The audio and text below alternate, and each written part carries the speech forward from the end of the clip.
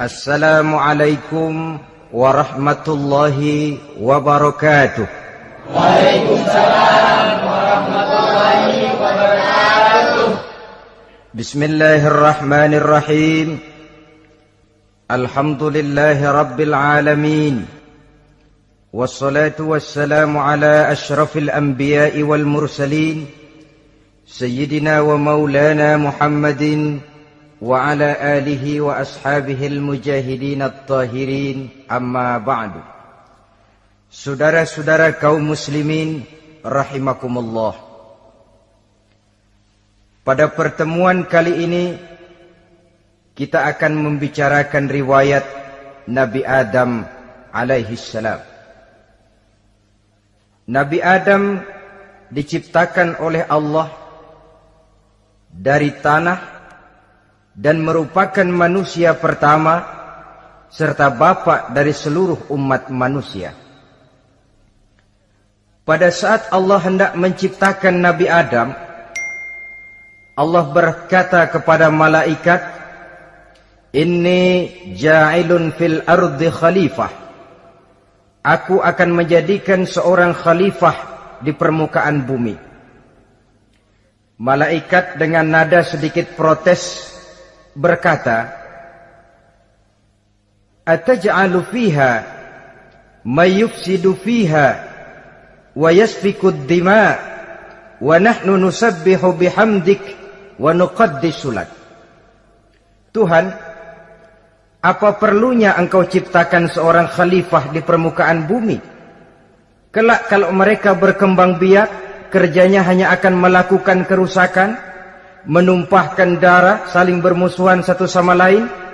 Sedangkan kami, kata malaikat, sudah cukup bertasbih memuji kebesaranmu.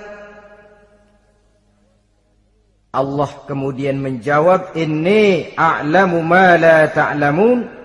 Aku lebih tahu tentang apa yang kalian semua tidak mengetahuinya. Setelah diciptakan Nabi Adam daripada tanah, ditiupkan roh, maka Allah kemudian mengajarkan kepada Nabi Adam berbagai macam ilmu pengetahuan. Wa 'allama Adam al-asma'a kullaha. Kemudian Allah mengajarkan Nabi Adam nama-nama segala sesuatu. Nama merupakan simbol daripada ilmu pengetahuan. Nabi Adam akan dijadikan khalifah di permukaan bumi. Maka dibekali oleh Allah Subhanahu wa taala al-asma'a kullaha, nama-nama segala sesuatu. Yang dimaksud di sini ialah al-ulumal katsirah, ilmu pengetahuan yang banyak. Malaikat pada mulanya protes. Kami kan sudah cukup bertasbih Tuhan. Kami kan sudah cukup memujimu. Untuk apa lagi membuat manusia sebagai khalifah di permukaan bumi? Seolah-olah malaikat tidak setuju. Allah yang maha tahu rahasia segala sesuatu memberikan vonis, aku lebih tahu tentang apa yang kalian semua tidak tahu. Oleh karena Nabi Adam dipersiapkan untuk menjadi seorang khalifah di permukaan bumi, maka dibekali oleh Allah dengan ilmu pengetahuan. Begitu Nabi Adam dan begitu kita. Karena bukan cuma Nabi Adam, kita pun oleh Allah dijadikan sebagai khalifah-khalifah di permukaan bumi ini. Yang nilai kekhalifahan kita bergantung kepada kondisi kita masing-masing. Ada orang yang menjadi khalifah level internasional, menjadi pemimpin dunia Islam. Ada orang menjadi khalifah level nasional saja. Ada khalifah tingkat kota saja, ada khalifah tingkat kecamatan, ada khalifah tingkat RW, RT, sekurang-kurangnya khalifah untuk tingkat rumah tangga masing-masing. Nah, tanpa membekali diri dengan ilmu pengetahuan, jangan berharap kita akan bisa melaksanakan tugas sebagai khalifah di permukaan bumi ini. Apapun saja, Nabi mengajarkan man aradad dunya fa'alaihi bil ilmi wa man aradal akhirata fa'alaihi bil ilmi wa man aradahuma fa'alaihi bil ilmi. Siapa yang menginginkan dunia harus dengan ilmu. Yang menginginkan akhirat juga harus dengan ilmu. Yang menginginkan dunia akhirat juga harus dengan ilmunya. Tanpa dasar ilmu, maka manusia tidak akan bisa menjalankan tugas kekhalifahan. Setelah diajarkan Adam nama segala sesuatu, dikonfrontir, dihadapkan dengan malaikat. Hei malaikat, kalau tadi kamu bilang buat apa perlunya menciptakan khalifah? Nih bentuknya. Adam. Sekarang hei malaikat, coba kamu sebutkan nama segala sesuatu ini yang ada di sini ini. Malaikat berkata, Subhanaka la ilma lana illa ma 'allamtana. Ya Allah, kami tidak punya ilmu, kami tidak tahu semua itu kecuali apa yang telah Engkau ajarkan kepada kami. Kalau kamu tidak sanggup, Adam, sebutkan nama-nama semua itu. Adam menyebutkannya dengan lancar. Ketika itulah Allah memerintahkan malaikat untuk sujud kepada Nabi Adam alaihi salam. Sujud di sini bukan sujudul ibadah, sebab sujud ibadah kepada yang selain Allah haram. Tapi sujud di sini sujudut tawadhu' i'tirafan bifadili Adam. Sujud merendahkan diri sebagai pengakuan terhadap keutamaan dan kelebihan Nabi Adam. Maka orang yang banyak ilmunya lebih utama dari orang yang hanya banyak ibadahnya. Bahkan iblis lebih takut kepada orang alim yang sedang tidur daripada orang goblok yang lagi ibadah. Model ini diceritakan dalam Ihya-nya Imamul Ghazali. Iblis masuk ke masjid mau menggoda orang lagi sholat. Sudah masuk di pojok masjid, dia lihat orang lagi tidur. Ngacir iblis keluar, cepat benar. Pucat mukanya. Ketemu di jalan sama temennya. Kenapa lari, Mas?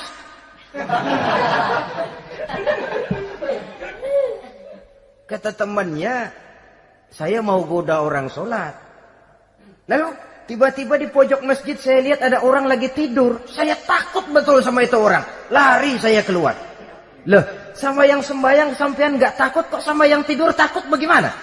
Yang tidur itu orang alim. Yang lagi sembahyang itu orang goblok. Oh, godain orang goblok, saya colek juga dia lupa sembahyang. Tapi orang alim ini saya takut betul. Lah kalau diukur dengan malaikat waktu itu Nabi Adam, ibadahnya lebih banyak malaikat, jelas. Sudah bertasbih, sudah bertahmid malaikat. Nabi Adam baru diciptakan. Tapi kenapa Allah perintah malaikat sujud kepada Adam? I'tirafan bifadili Adam. Keutamaan Nabi Adam. Pantas untuk diserahi tugas sebagai khalifah mengatur kehidupan di muka bumi. Kalau malaikat yang jadi khalifah di dunia ini, nggak rame dunia. Coba, malaikat, material, harta nggak perlu. Seksual nggak perlu. Dunia ini hambar. Justru dunia ini menjadi ramai setelah manusia diberikan fungsi sebagai malaikat, sebagai khalifah oleh Allah Subhanahu wa taala. Saudara-saudara kaum muslimin rahimakumullah, setelah nyata kelebihan Nabi Adam, maka Allah perintahkan Nabi Adam tinggal di surga dengan segala kenikmatan yang ada di dalamnya. Tapi lantaran sendirian, kesepian Nabi Adam ini. Allah Maha Tahu, maka diciptakannya pasangannya, yaitu Siti Hawa dari tulang rusuk yang sebelah kiri. Sehingga Nabi pernah pesan begini, Istausu bin nisa fa innahunna khuliqna min dhil'in. Hati-hati kamu ngadepi perempuan. Yang tolong dengar nih yang laki-laki, yang perempuan belaga budak aja dulu lah. Hati-hati kamu ngadepi perempuan. Fa innahunna khuliqna min dhil'in, karena perempuan diciptakan dari tulang rusuk sebelah kiri. Apa watak tulang rusuk? Tulang rusuk itu kan bengkok. Perempuan tuh begitu. Didiemin aja, bengkok terus, dikerasin patah.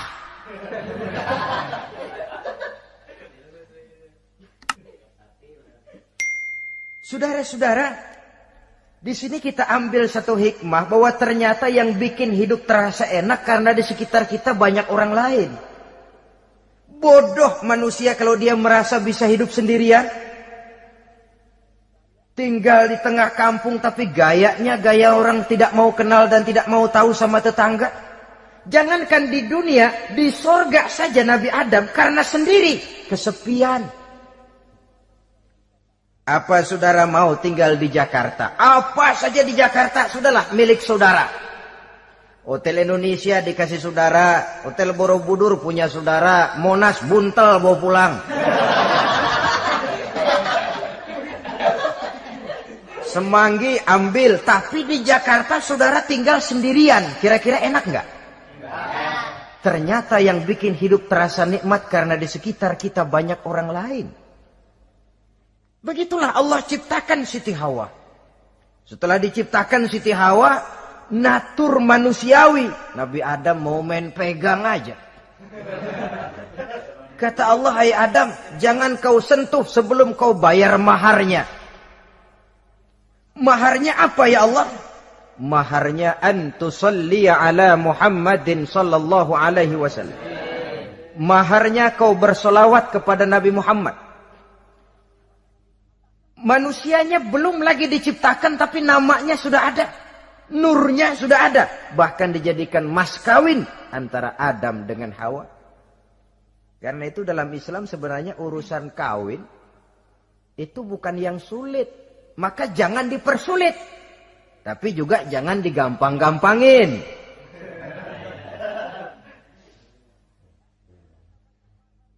Artinya yang namanya mahar ini walaupun cuma sebentuk cincin besi kalau orang sangat tidak mampu. Bahkan dengan mengajarkan Fatihah saja sah sudah. Saya terima nikahnya Fulanah binti Fulan dengan mas kawinnya saya ajarkan dia surah Fatihah. Kalau memang kere betul, tidak punya apapun, sah sudah itu. Agama ini mudah, karena itu jangan dipersulit, tapi juga jangan digampang-gampangin. Setelah itu Allah memerintahkan, ya Adam uskun anta wa zawjukal jannah. Hai Adam, kau dan istrimu tinggallah dalam surga. Wa kula minha ragadan haitsu syi'tuma. Segala makanan yang ada di dalamnya boleh kau makan. Pakaian yang aneka warna boleh kau pakai. Nikmati seluruh fasilitas yang ada di surga ini. Cuma atu aja Adam. Yang lain boleh dah. Mau ngapa pakai atu aja jangan. La taqraba hadhihi syajarah. Jangan kamu dekati pohon khuldi itu. Dekat saja jangan. Apalagi sampai metik. Jangan Adam. Saudara, ma'asyiral muslimin, itulah watak manusia. Kalau ada 10 persoalan, yang 9 boleh, yang 1 tidak boleh, yang tidak boleh yang bikin dia penasaran. Gue pengen tahu ngapa kagak boleh sih. Timbul penasaran. Apalagi iblis selalu berusaha. Sebab pada waktu malaikat disuruh sujud, semuanya sujud kepada Adam. Iblis tidak mau sujud. Tuhan tegur. Iblis, kenapa kamu tidak mau sujud? Mana mungkin Tuhan. Saya kan dibikin dari api, kata iblis. Adam dari tanah. Unsur api lebih mulia dari unsur tanah. Masa saya harus tunduk kepada Nabi Adam? Gengsi dong. Adam kan anak kemarin sore, baru dibikin. Masa saya harus tunduk kepada orang yang macam itu? Ini kan perintah aku iblis. Kalau kau tidak mau tunduk, keluar dari sorga ini. Terusir iblis dari sorga karena kesombongannya tidak mau sujud kepada Adam. Nah, logika, kalau udah di sorga aja sombong diusir, apalagi yang masih tinggal di pinggir kali sombong.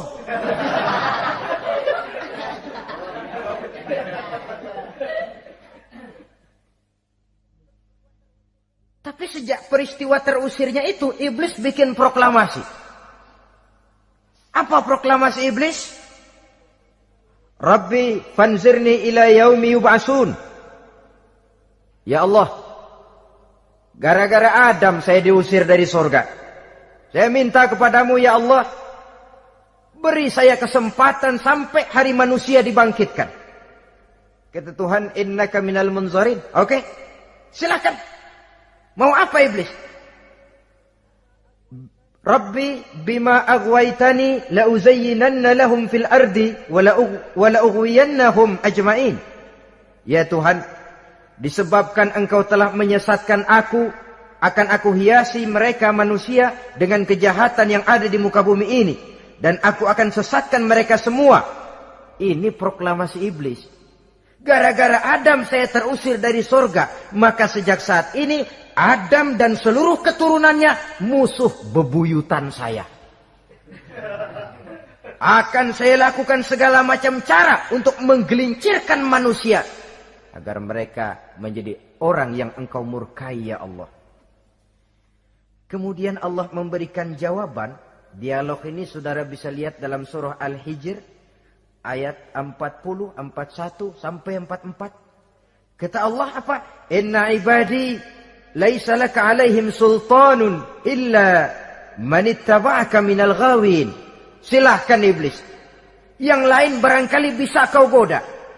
Kecuali hamba-hambaku yang benar-benar hambaku, engkau tidak akan punya daya mempertipu mereka. Engkau tidak akan punya kemampuan menggelincirkan mereka. Kecuali kalau memang mereka sudah mau ikut pengaruhmu. Sepanjang mereka benar-benar menjadi hambaku, kata Allah. Hamba Allah yang sebenarnya, mereka di luar kekuasaanmu iblis. Tapi kalau mereka sudah turun menjadi hamba harta, hamba dunia, hamba pangkat, budak jabatan, mereka itu yang bisa kau gelincirkan. Selama mereka masih tetap sebagai hambaku, kata Allah, mereka di luar jangkauan kekuatan dan kekuasaanmu iblis. Nah, sejak saat itu kan iblis selalu nyari jalan, nyari lantaran bagaimana Adam nih supaya dia tergelincir. Gara-gara dia saya diusir dari surga. Nguping terus iblis. Sampai akhirnya dia dapat berita tentang dilarangnya Nabi Adam mendekati pohon khuldi itu. Satu hari dengan muka sedih, ya iblis itu the best actor. Aktor ulung dia. Dengan roman muka sedih, dia datang kepada Nabi Adam dan Siti Hawa. Kata Nabi Adam, iblis, ente kok tampangnya demek amat sih?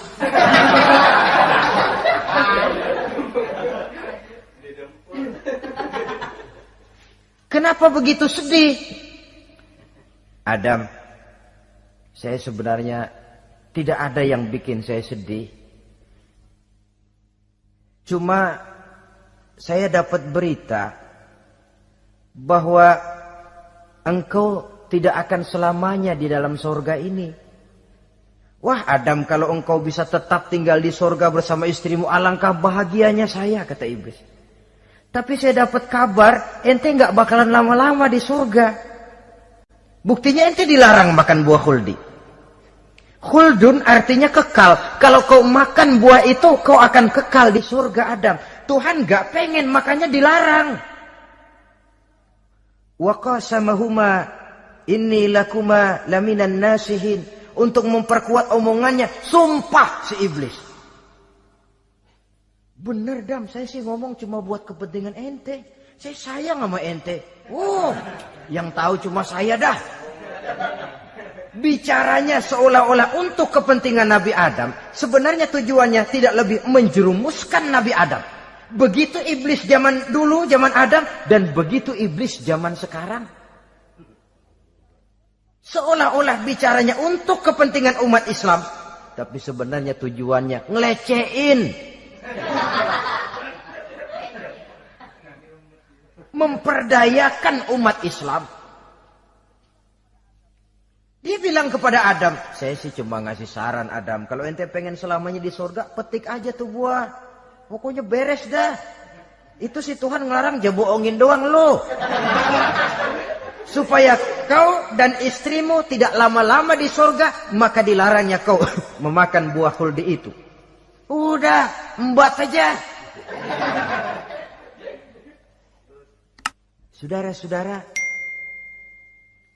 tipu daya iblis ini bisa kita baca dalam surah Al-A'raf ayat 20 sampai ayat 22. Nabi Adam tergoda, ditambah oleh bujuk rayu Siti Hawa. Nabi Adam yang setengah hati itu akhirnya terpancing betul.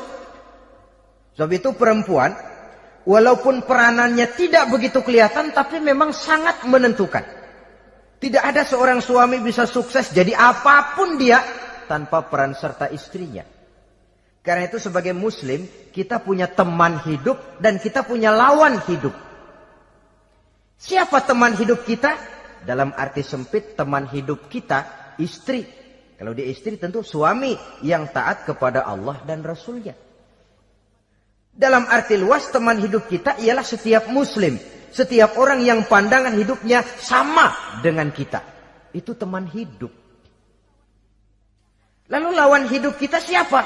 Lawan hidup kita secara mutlak iblis dalam segala bentuknya. Iblis yang berbentuk halus, ini ngusirnya rada lebih gampang. Konon ya, iblis setan itu kalau dengar orang azan kan lari. Takut dia. Dibacakan bismillah, minggir. Yang sulit diusir ini iblis yang berbentuk manusia. Diazanin nyengir.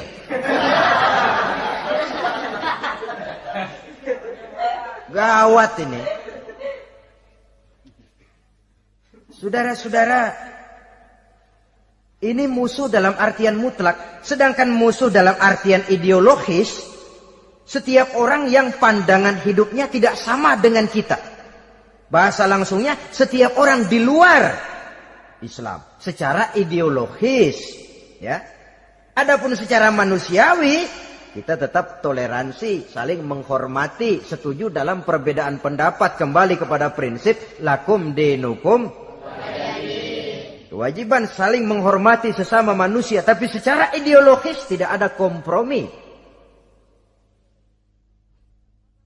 Begitulah Nabi Adam tergoda. Dan begitulah iblis selalu menggoda keturunan-keturunan Nabi Adam. Sampai kepada kita sekarang ini.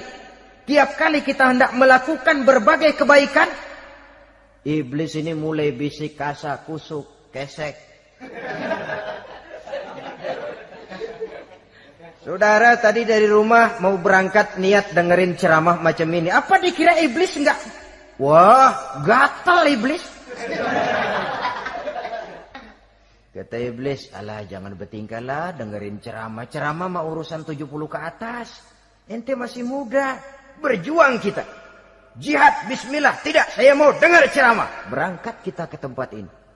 Sampai di sini apa dikira iblis diam? Enggak. Dia bisikin lagi. Iya, lu hadir ke sono dah. Cuma nyampe sono lu ngomong aja dah. Ustadz mah jangan didengerin, ngomong aja udah. Perang lagi jihad, saya nggak mau ngomong, mau dengerin betul-betul. Kata iblis, iya lu dengerin dah, jangan ngomong, cuman pules.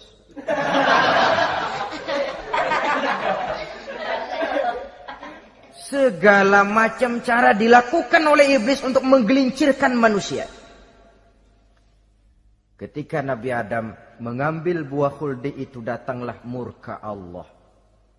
Adam, seolah-olah kalau bahasa kita, kelewatan kamu Adam. Dari belum ada aku ciptakan engkau. Barangkali kau merasa kesepian, aku ciptakan Hawa. Aku tinggikan derajatmu dari malaikat sampai malaikat sujud kepadamu. Aku perintahkan kau tinggal di sorga dengan seluruh fasilitas yang ada di dalamnya. Cuma satu yang aku minta, jangan dekati pohon khuldi, engkau tidak sanggup Adam. Keluar dari sorga ini. Terusir Nabi Adam dan Siti Hawa dari sorga. Turun ke dunia ini. Turun terpisah lagi. Ya Allah. Orang itu kalau biasa susah, ketemu susah sih emang lalap namanya. Makanannya. Tapi biasa seneng ketemu susah. Ini yang kalau tidak kuat mental. Tengoklah zaman sekarang kan nih. Kalau tuan-tuan rajin baca pos kota. Kayaknya nyawa murah bener. Pasal duit 100, nyawa hilang. Pasal diputusin pacar, begon ditenggak. Gantung diri pakai tali plastik. Murah betul kelihatannya jiwa itu. Sehingga pantas kalau Nabi pernah katakan irhamu salasatan minan nas, sayangilah 3 macam manusia. Pertama, azizan zalla, orang mulia yang jatuh hina. Pejabat tinggi kalau pensiun kesian bener. Ya Allah. Udah nggak ada yang ngasih hormat, tanda tangan nggak laku. Azizan zalla, orang mulia yang jatuh hina. Yang kedua, ghaniyan qad iftaqara, orang kaya jatuh miskin. Dari hidup serba ada jatuh melarat. Yang ketiga, faqihan yal'abu bihil juhal. Ahli fikih ngerti hukum tapi dipermainkan oleh orang-orang bodoh yang kebetulan punya kekuasaan. Kalau keluar fatwa sesuai dengan pesan sponsor. Yang halal bisa jadi haram, yang haram dibikin remeng-remeng. Ahli fikih dipermainkan oleh orang bodoh. Kasihan betul. Terpisah Adam dengan Hawa ini. Adapun Nabi Adam turun menyesal dengan seluruh kesalahannya. Sujud, taubat, menangis. Menurut riwayat 300 tahun beliau sujud. Seraya membaca Rabbana zalamna anfusana wa illam taghfir lana wa tarhamna lanakunanna minal khasirin. Ini doanya Nabi Adam. Ya Allah, kami telah zalim kepada diri kami sendiri. Andai kata engkau tidak kasihan, tidak memberikan ampun kepada dosa yang kami lakukan, sungguh kami termasuk ke dalam golongan orang-orang yang rugi. Ini yang dibaca Nabi Adam dalam taubatnya. Di akhir taubatnya, Nabi Adam munajat kepada Allah. Ya Allah, dengan kebesaran Muhammad ampunilah dosa saya. Allah tegur, kaifa araftahu ya Adam walam akhluqhu. Dari mana kau bisa tahu nama Muhammad Adam padahal aku ciptakan saja belum manusianya. Kata Nabi Adam, pertama ketika engkau ciptakan saya, engkau tiupkan ruh ke dalam jasad saya, terbuka mata saya memandang ke bawah arasmu. Di sana nampak dengan jelas tertulis di kaki arasmu, La ilaha illallah Muhammadur Rasulullah.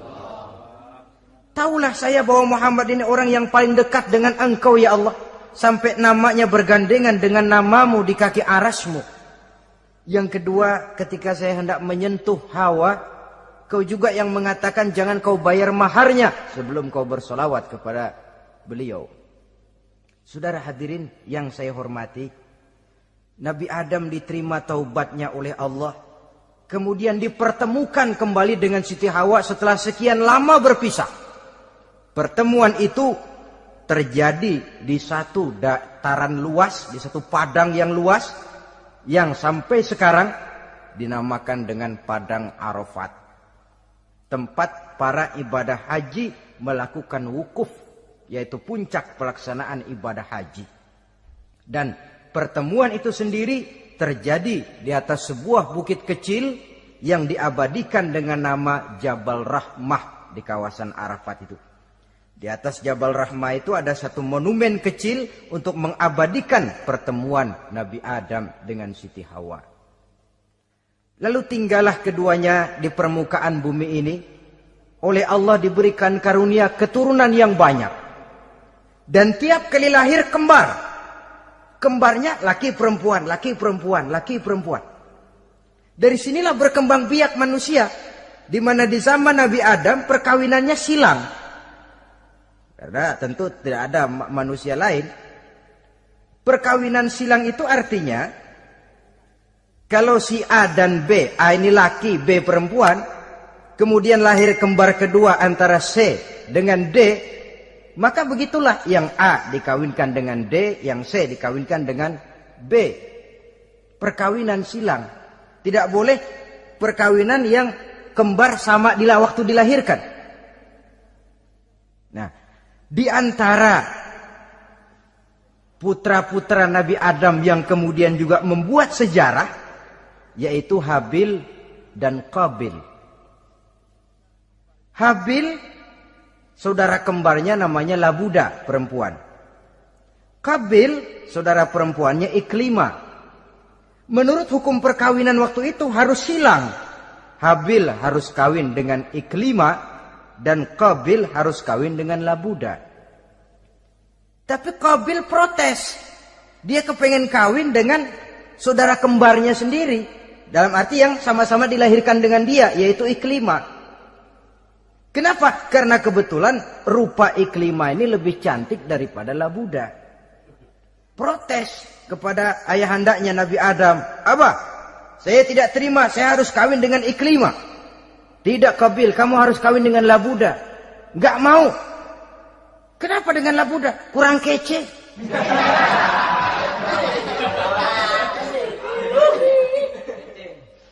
Bertengkar, Nabi Adam tidak berhasil menyelesaikan.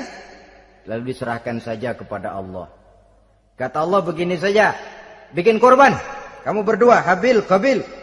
Siapa yang korbannya aku terima, dia boleh kawin sama Iklimah. Ternyata korban yang diterima adalah korbannya Habil. Jadilah Habil kawin dengan Iklimah. Tapi Qabil tidak puas. Dendam kesumatnya timbul, iblis ngilikin. Kresek. Akhirnya dibunuh saudaranya Habil ini. Inilah sejarah pembunuhan pertama dalam kehidupan manusia. Qabil membunuh Habil. Habis dibunuh bingung.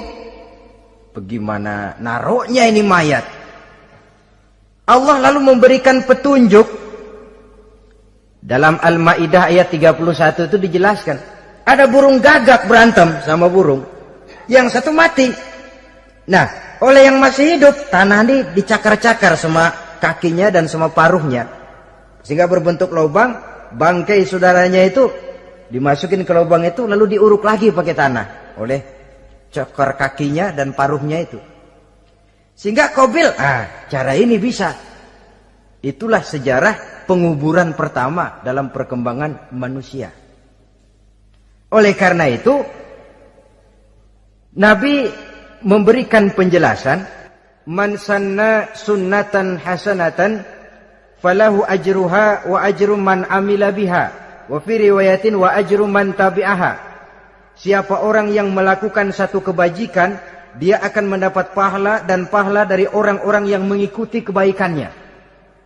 Misalnya saudara membentuk pengajian, ramai pengajian saudara, 1000 orang yang datang ngaji, 1000 orang saudara dapat pahala. Sponsor kebaikan. Sebaliknya, wa man sanna sunnatan sayyi'atan falahu ismuha wa ismu man amila biha, ay wa ismu man tabi'aha. Siapa yang memulai suatu kejahatan, dia akan mendapat dosa dan dosa dari orang-orang yang melakukan atau mengikuti kejahatannya. Umpamanya saudara mengadakan pesta. Lalu dalam pesta itu terjadi segala macam maksiat. Maka seluruh maksiat yang terjadi malam itu di tempat itu, saudara ikut dapat dosanya. Kenapa? Sponsor. Tiap kali ada pembunuhan, Qabil dapat andil dosa. Kenapa? Sponsor. Tapi kalau 2 orang muslim, ini masalahnya Habil nggak ngelawan kan, dibunuh. Tapi kalau 2 orang muslim berkelahi, kata Nabi apa? Apabila 2 orang muslim saling berbunuh-bunuhan, maka al-qatil wal maqtul finnar, baik yang membunuh ataupun yang dibunuh dua-duanya neraka. Sahabat heran, ya Rasul, kalau yang ngebunuh masuk neraka pantas, tapi ini yang dibunuh kenapa neraka juga? Soalnya sama-sama niat, cuman keduluan aja. Itu kan masalahnya. Andai kata dia nggak terbunuh, dia yang akan membunuh. Niat itu sudah ada. Nah kalau Habil ini dia tidak punya niat membunuh, dia memang dibunuh oleh Qabil.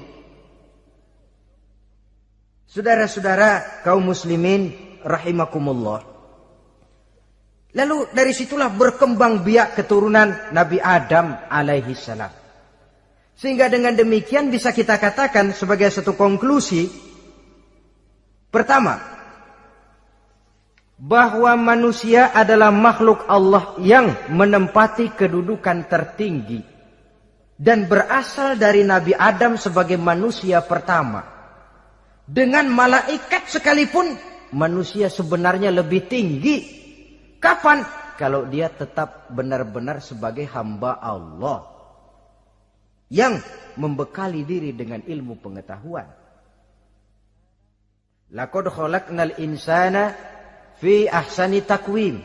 Kami ciptakan manusia dalam bentuk yang paling baik. Dan ketinggian manusia itu tidak ditentukan oleh bahan-bahan dari mana manusia diciptakan, tapi ditentukan oleh adanya roh yang ditiupkan ke dalam jasadnya dan kemampuan yang ditimbulkan oleh nilai-nilai rohaniah tadi. Kalau secara biologis kita ini semua bahannya sama.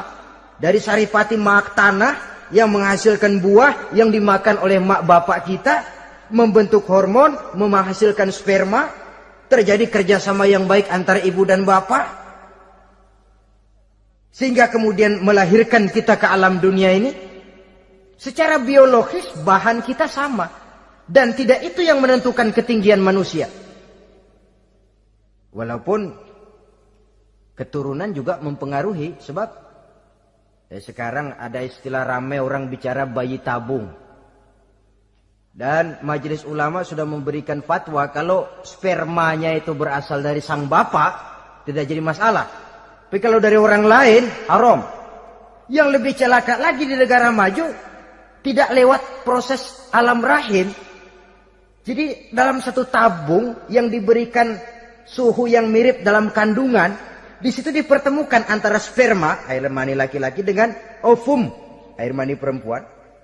Diberikan suhu yang mirip dalam kandungan, dan itu diharapkan bisa menghasilkan manusia lewat tabung kaca itu. Saya tidak sanggup bayangkan kalau sekarang orang tanya asal-usul kita, kan kita masih enak jawab. Kamu anak siapa? Oh, bapak saya Fulan, ibu saya Fulana. Oh, kenal saya. Tapi manusia yang akan datang kalau proyek ini berhasil, bapakmu siapa? Enggak tahu, saya dulu keluar dari tabung, Pak. Rendah betul martabat manusia. Sama saja dengan ada perempuan pernah protes, Pak, Islam itu enggak adil katanya. Kenapa? Masa dalam Islam laki-laki boleh kawin lebih dari satu, tapi perempuan nggak boleh kawin lebih dari satu? Supaya sama-sama adil, boleh dong perempuan punya laki lebih dari satu. Saya bilang, justru disitulah Islam itu hendak menjaga martabat manusia. Kalau seorang suami punya istri empat-empatnya lalu hamil, bapaknya jelas. Tapi kalau perempuan satu punya suami 4 lalu hamil, bapaknya yang mana ya?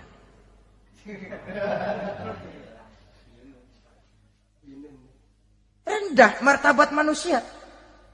Ketika si bayi lahir, ibunya lihat, ini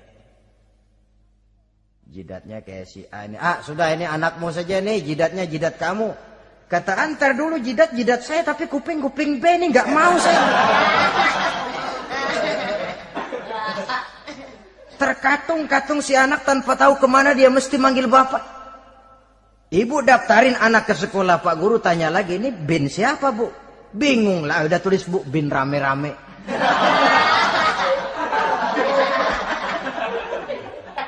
Kan rusak martabat manusia kalau sudah begitu.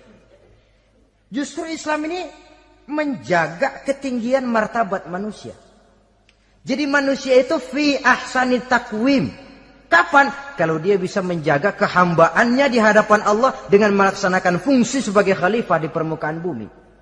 Tapi bila dia sudah tidak lagi menjadi hamba Allah, tidak lagi berfungsi sebagai khalifah, dia sudah masuk summa radadnahu asfala safilin. Kami kembalikan ke tempat yang paling rendah, lebih rendah dari binatang sekalipun. Kalau dia tetap menjaga posisinya lebih tinggi dari malaikat. Malaikat saja sujud kepada Nabi Adam.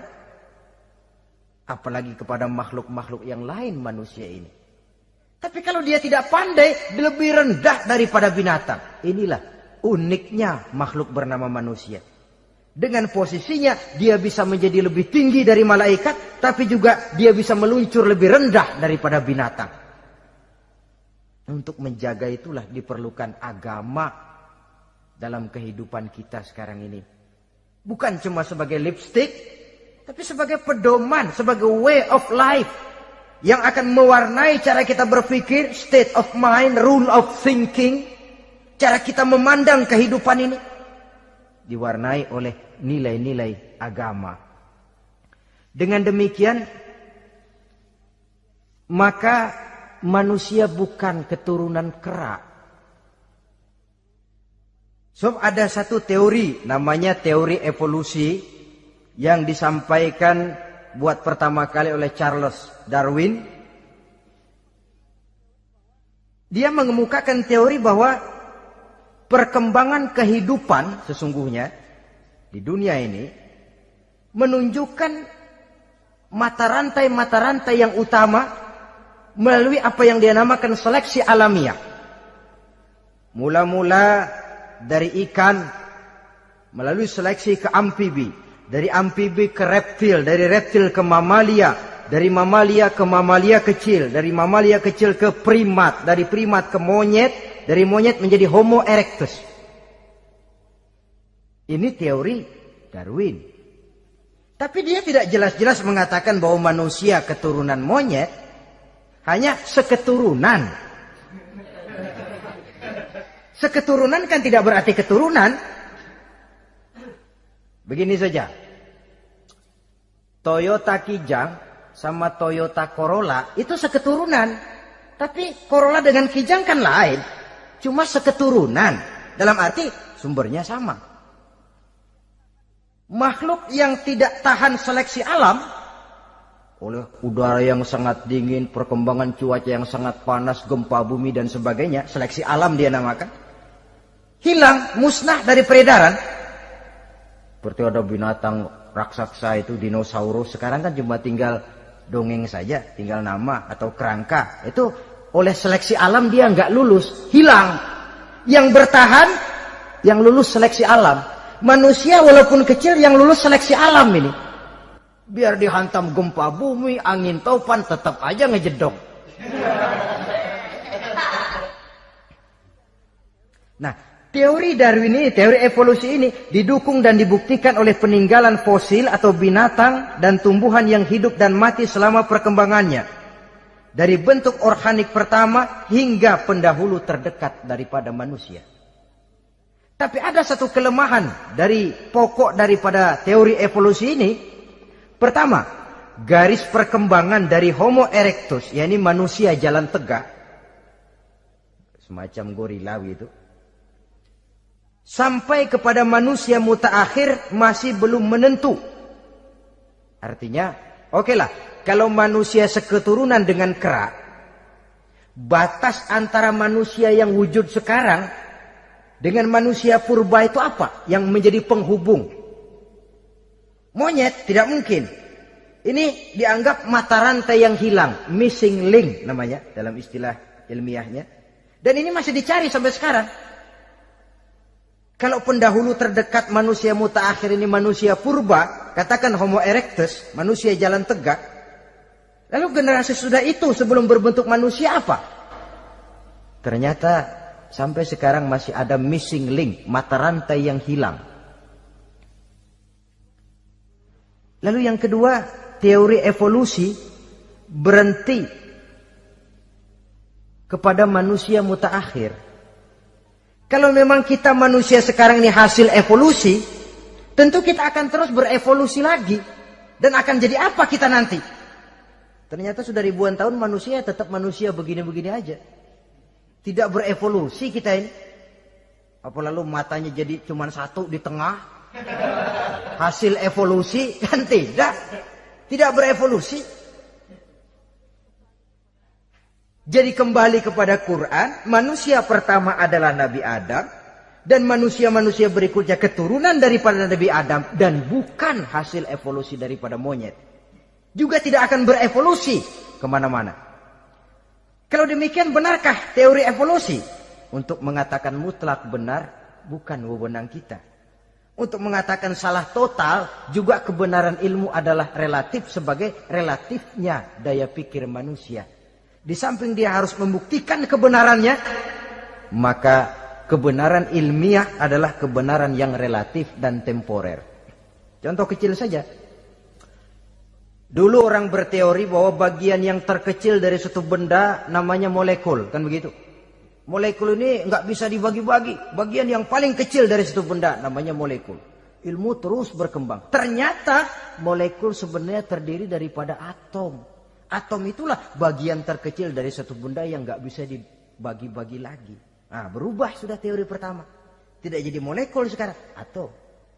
Belakangan rupanya atom masih tersusun dari partikel-partikel. Partikel inilah bagian yang terkecil dari satu benda. Berubah lagi sudah. Dan tidak mustahil akan ada penemuan bahwa partikel pun masih bisa dibagi-bagi lagi. Begitu juga dengan teori evolusi ini. Sehingga beberapa ahli semacam Dr. Charles Oxnard, Dr. Jane Paul Hallett dari Chicago dan California, mereka sudah membantah teori evolusi ini. Namun masalah paling pokok dari kita ialah kita diciptakan oleh Allah berasal dari Nabi Adam alaihi salam. Nabi Adam diciptakan dari tanah. Dan kita bukan hasil dari evolusi, juga tidak akan berevolusi. Nah, lalu kepada makhluk bernama manusia diberikan fungsi sebagai khalifah di permukaan bumi ini. Ini yang dulunya malaikat protes. Sebagai khalifah, tugas kita apa? Khalifah Allah di muka bumi. Menerjemahkan sifat Allah sesuai dengan batas-batas kemanusiaan kita. Allah Maha Pengasih, berusahalah kita pengasih kepada makhluk sesuai dengan batasan manusiawi kita.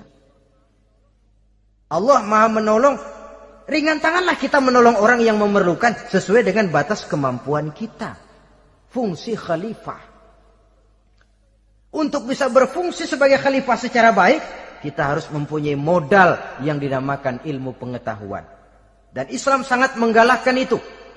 Jauh dulu 14 abad yang lalu, dari desa kecil yang bernama Mekah yang peta belum muat, orang di dunia belum kenal, sudah keluar seruan utlubil ilma walau bisin, tuntutlah ilmu walaupun di negeri Cina. Ngomong Cina di Mekah, padahal Mekah waktu itu belum masuk peta, belum dikenal orang. Sudah ada revolusi ilmu dan budaya. Belajar walaupun harus nyebrang ke negeri Cina. Lalu ada lagi misalnya allimu auladakumus sibahata warrimayah, kata Nabi. Ajarkan anakmu renang dan lempar lembing, lempar cakram, olahraga. Satu tanda Islam agama masa depan.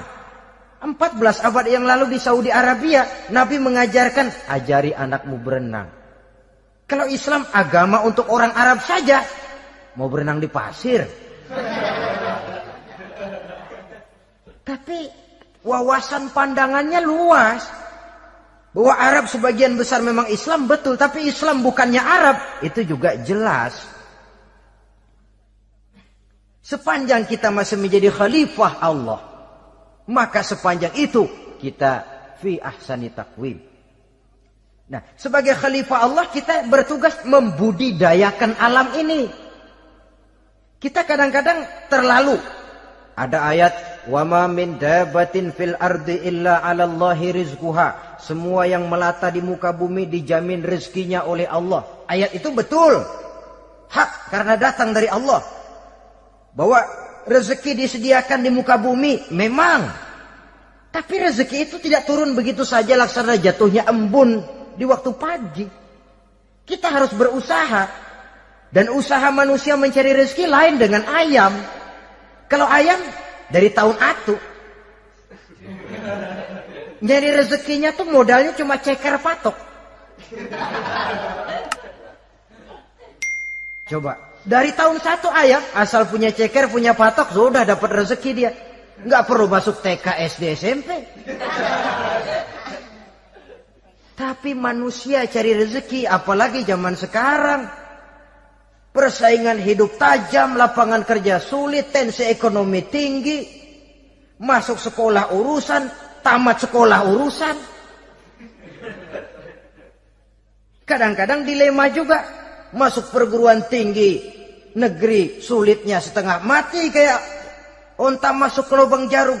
Masuk perguruan tinggi swasta yang favorit biayanya selangit. Artinya tanpa membekali diri dengan ilmu, keahlian, skill, kemampuan, fungsi sebagai khalifah sulit untuk bisa kita laksanakan. Saudara-saudara kaum muslimin yang berbahagia. Kalau fungsi khalifah ini mampu kita laksanakan, iblis putus asa sudah. Sebagai khalifah, di satu pihak kita menyembah hanya kepada Allah, di lain pihak kita membudidayakan alam ini. Ada apa sih di perut bumi? Minyak, gas, timah, emas. Ada apa sih di lautan? Pelajari lewat oceanografi, membudidayakan alam. Air sungai supaya arusnya nggak mengalir mubazir, ada manfaatnya, bisa menimbulkan energi yang menghasilkan tenaga listrik, bisa mengairi persawahan, irigasi. Bikin apa? Bikin dam, membudidayakan alam. Tapi juga mengislamkan budidaya itu. Bahasanya mengkulturkan natur, mengislamkan kultur. Membudidayakan alam dan mengislamkan budi dan budaya manusia ini. Sehingga apapun yang kita kelola dari alam ini nantinya akan untuk menunjang tugas sebagai khalifah, sujud kepada Qadhi Rabbul Jalil. Saudara-saudara, maka bersyukur kita. Oleh Allah dijadikan manusia. Tidak pesan, terima beres, cantik. Dari segi biologis maupun psikologis, tidak ada makhluk secantik manusia. Dibekali dengan agama, di samping akal. Sehingga agama membimbing akal agar sampai kepada kebenaran yang hakiki. Kita sebagai keturunan Nabi Adam memegang fungsi khalifah. Jadi jangan main-main loh. Kita ini turunan Nabi, betul ini. Saudara-saudara yang hadir semua di depan saya ini, termasuk saya, kita ini turunan Nabi kita ini. Nabi Adam. Jangan main-main loh. Turunan Nabi gini-gini. Nabi Adam.